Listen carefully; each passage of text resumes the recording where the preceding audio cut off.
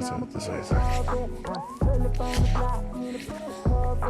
Oh, hey.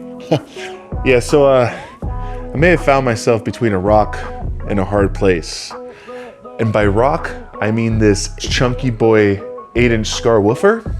And by hard place, I mean the back seat of my Toyota Tundra Crewmax. You see, I have a bit of an obsession with overly loud subwoofers, and that's pretty much why even before I had the 36, I had a sub and amp ordered and ready to go before I even bought the car. And with the Tundra, I figured since drifting was going to probably be sans sub, I thought I'd just take this giant box, plop it in the Tundra. And I really had a completely different idea of how this video was gonna go, but things went horribly awry. Through trial and error, I think I've finally come to a final product that I am pretty freaking stoked for. It's not exactly what I would want, but it's pretty damn close. What's up, crew? Welcome back to Prjct.Garage, a channel built for money pits around the world. If you're new here, consider joining the crew. My name is John Connie, aka Big Man Syndrome, and today we're talking about shoving big things into tight places.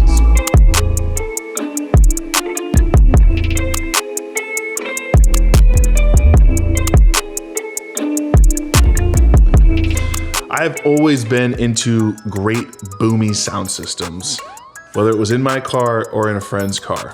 The number of different installations that I did over the course of my high school days is kind of ridiculous, but I had about 4 different hand-me-down cars, so it kind of makes sense. Through all of those installations, I could never find myself fully satisfied. And whether that was because I installed super cheap Sony Explodes or it was just a poorly positioned or built enclosure, I always wanted more. I've had 10s, 12s, 15. Yeah, because I didn't need 2 of those. I've had standard boxes, plexiglass backed boxes, dual band pass, in-firing, out-firing, bazooka tube, down-firing, in and out-firing. I've installed in cars, trucks, SUVs. I even tried to install a sound system to my motorcycle helmet. Yeah, that was pretty dumb. But all this time, I've never installed an 8-inch subwoofer, let alone in a truck, let alone in a truck with absolutely no space for a subwoofer. Challenge accepted. And then inevitably failed twice, as you'll see.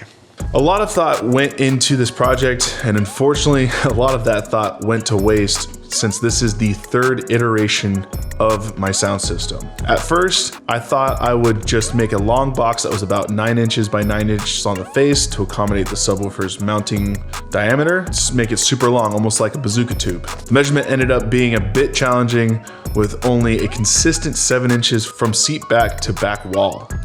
This, and after some research, side firing would likely reduce the bass output. And after a couple of test fits with some modeling foam, I realized that not only wasn't that not gonna work, but my version 2, my 2nd tier idea of doing just a slanted front with a super thin top and a fat bottom,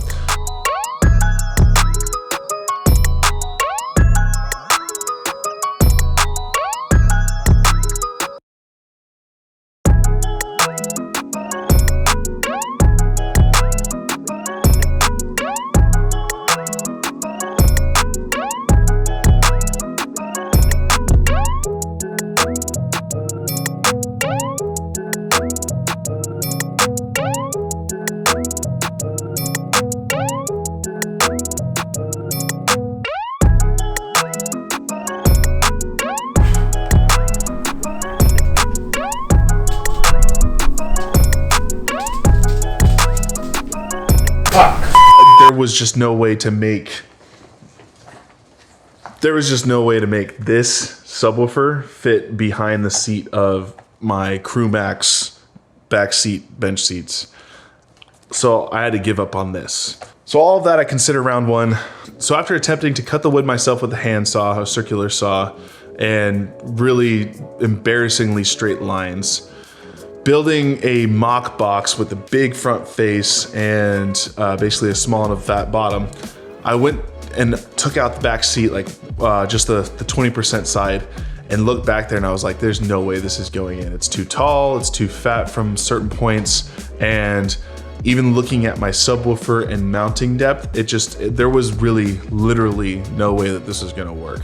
So I scrapped that. I didn't even glue that one. I just quickly Brad nailed it together so that it was a structure, tossed out that idea. Oh, hi, thanks for checking in. I'm still a piece of garbage.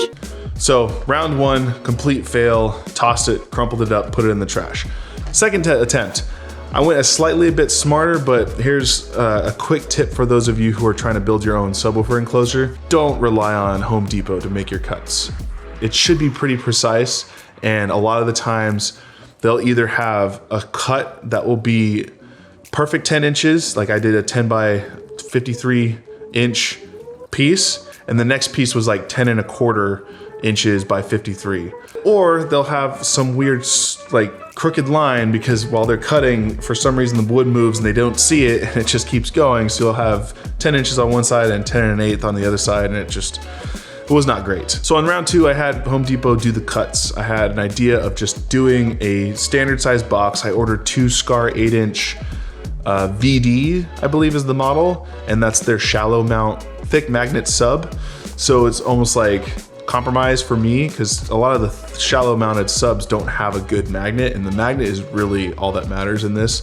So these looked really promising. I love the look of them, and the mounting depth was a lot easier to work with, but I still ended up making too fat of a box. I went really quick, got all the cuts together. I had to do one more cut myself, put it in the truck. First of all, I'm an advocate for porting your box. 2/8 in a sealed box sounds like absolute trash. There's no way around that. Secondly, took out the 40% or the 40% side of my bench seats in the back, put the box back there, tried to put the seats back, and I thought I had measured correctly, but it just didn't fit. And I think that what it was is the hinge in the middle of that bench seat was just hitting the face of the box. Now I could have cut a groove out, and I've seen it done on other installs like this for Tundras, but I had already put carpet on it, and that was stupid. And I didn't like the way the sealed sounded. I wanted to have good, solid bass. So number 2, tossed out garbage. Literally that same day after I tried and tested it, I went on Amazon, submitted the return request. Like, those are gone. I now have an empty dual 8-inch sealed box sitting in the back of the Beamer that's just either trash, or I'm gonna try to reuse that I'm still doing something with this. I think this is gonna go in the Beamer, and I'm gonna sell my 10-inch. So, foreshadowing. So attempt number 3, here we are. I think I said it in the beginning of the video, I'm very happy. I'm super stoked. This one I took a lot more time to figure it out, to really figure it out, and I still made a lot of mistakes. I don't know if like whoever ends up watching this video, if you want to hear sort of the nerdy part of building that box, I will go into depth with that. At least for this one, I just wanted to talk about the different attempts, talk about Project Track Day, which might be transitioning to Prjct.SMASH. Talk about that later. But essentially I sat down and I tried to figure out, okay, how can I do this? I ended up buying a 10-inch L7t, which is their, it's like the shallow mount solo barrack. I don't think it's a solo barrack technically, but it's a shallow mount square sub. The 15-inch that I had was the L7 solo barrack kicker, and I loved that thing. It was probably my second favorite sub, right behind the RE dual 10s that I had. My only challenge was trying to find a way to make the space efficient enough to port the box, because even with just 110, it was taking up the entire usable space that I have. And at one point I thought that I needed to create a void underneath one of the fold down seats to accommodate additional volume. Did all the measurements, did several mock attempts at putting molding foam back there, and knew it should fit. There was probably one more test that I should have done, which would have helped avoid one of these issues. I don't know if it's an issue yet. Basically looked like everything was gonna fit. The shallow mount L7t is even more shallow than what the 8-inch Skars, the VDs were. I think it's, once you account for the face of the box, it's 3 3/4. And I just made that box super freaking skinny. It's literally 4 3/4 thick.